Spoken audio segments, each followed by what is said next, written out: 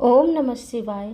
भौम प्रदोष व्रत कथा। इस कथा के पढ़ने व सुनने से भगवान शिव और हनुमान जी की कृपा प्राप्त होती है। किसी भी माह में त्रयोदशी तिथि को प्रदोष तिथि का व्रत किया जाता है और प्रदोष तिथि भगवान शिव को समर्पित है। यह तिथि मंगलवार के पड़ने की वजह से इस प्रदोष व्रत को भौम प्रदोष व्रत के नाम से जाना जाता है।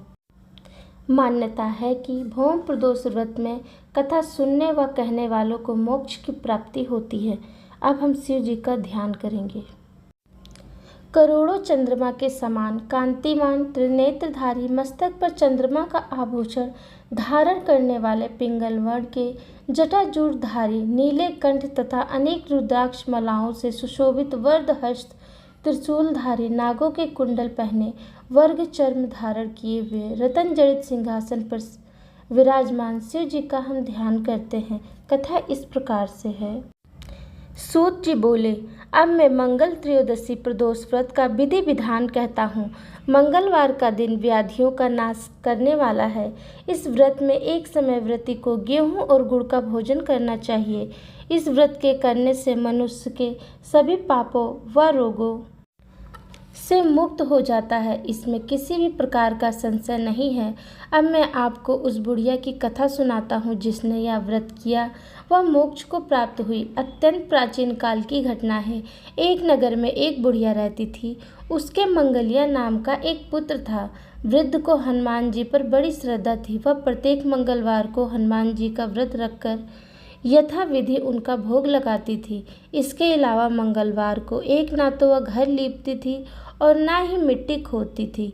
इसी प्रकार से व्रत रखते हुए जब उसे काफ़ी दिन बीत गए तो हनुमान जी ने सोचा कि चलो आज इस वृद्ध की श्रद्धा की परीक्षा करें। वे साधु का वेश बनाकर उसके द्वार पर जा पहुँचे और पुकारा, हे कोई हनुमान का भक्त जो हमारी इच्छा पूरी करे। वृद्ध ने यह पुकार सुनी तो वह बाहर आई और पूछा कि महाराज क्या आज्ञा है। साधु वेशधारी हनुमान जी बोले कि मैं बहुत भूखा हूँ, भोजन करूँगा, थोड़ी सी जमीन लीप दे। वृद्ध बड़ी दुविधा में पड़ गई। अंत में हाथ जोड़कर प्रार्थना की, हे महाराज, लीपने और मिट्टी खोदने के अतिरिक्त जो काम आप कहेंगे वह मैं करने को तैयार हूँ। साधु ने 3 बार परीक्षा करने के बाद कहा, तू अपने बेटे को बुला, मैं उसे औंधा लिटाकर उसके पीठ पर आग जलाकर भोजन बनाऊंगा। वृद्ध ने सुना तो पैरों तले धरती खिसक गई, मगर वह वचन हार चुकी थी। उसने मंगलिया को पुकार कर कहा, साधु महाराज के हवाले कर दिया। मगर साधु ऐसे ही मानने वाले न थे।